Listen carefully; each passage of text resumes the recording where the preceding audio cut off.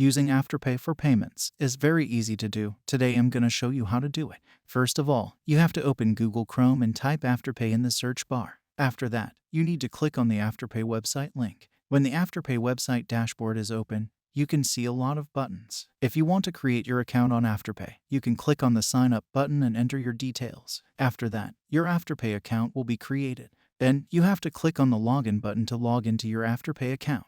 Now, if you want to purchase products on the Afterpay website, you need to click on the search bar and search for any products you want to buy. As an example, I'll search for Walmart products. Here, you can see many products available. You have to click on the product you want to buy. After clicking on it, you can view the product details, including its name and price. You can also increase the product quantity by clicking on the plus button or decrease it by clicking on the minus button.